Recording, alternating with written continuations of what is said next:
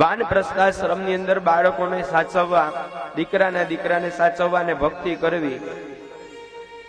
ભક્તિ સાથે આ બંને વસ્તુ કરવાની કીધી છે. પરંતુ ભક્તિમાંથી ધ્યાન બહાર જતું રહે અને ત્યાર પછી સંન્યાસ કીધું. સંન્યાસ એટલે ઘર બહાર છોડી નથી દેવાનું.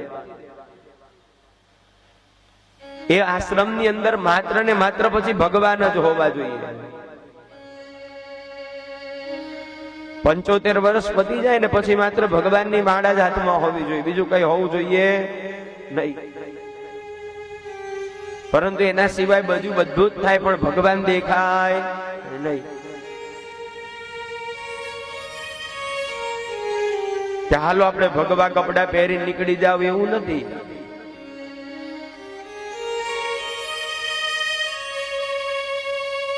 આ કાળની અંદર માત્ર કેવલ ભગવાનની ભક્તિ કીધી. કેમ?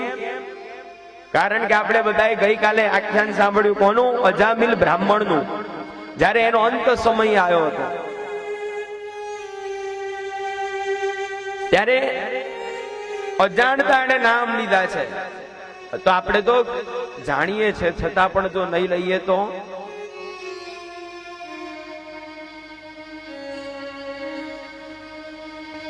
એટલે અંતકાળ આવે ત્યારે ભગવાન દેખાઈ જાય.